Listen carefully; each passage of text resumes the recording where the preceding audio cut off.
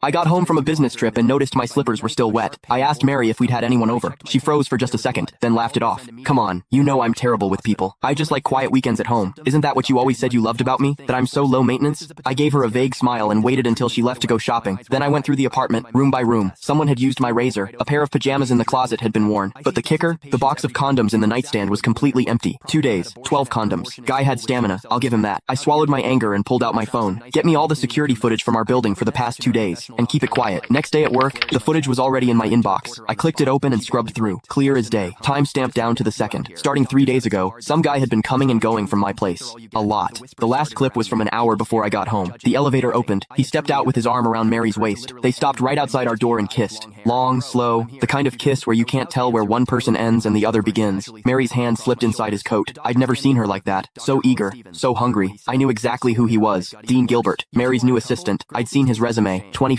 Fresh back from some program overseas. 6'1", with the kind of face that gets you places. The video froze on him kissing her neck. I closed the window and leaned back. That's when someone knocked. 2 quick raps. Come in. The door opened, and there he was, Dean Gilbert, in a fitted light gray suit that showed off his height, every hair in place. His eyes had that cocky confidence you see in young guys mixed with something lazier, almost smug. He was holding a folder. Chairman Dickerson. His voice was all business. President Henson asked me to bring over the year-end bonus list for your signature. He walked to my desk and set the folder down. No small talk. Didn't leave. Just stood there, waiting. Perfect posture. But his eyes drifted past me to the bookshelf like this was just some boring errand. I looked up at him. He didn't flinch. He even smiled, a smile that was hard to read. Normally, when Mary sent stuff like this or had her secretary bring it, I'd glance at the total and sign. She handled HR and finance. I'd always given her free rein. But today, I picked up the folder, opened it. I went through page by page. Bonuses ranged from tens of thousands to a few 100,000, nothing unusual for this year. Then I hit the last page. My hand stopped. Next to Dean Gilbert's name was a long string of numbers. Year-end. Bonus. $1 million.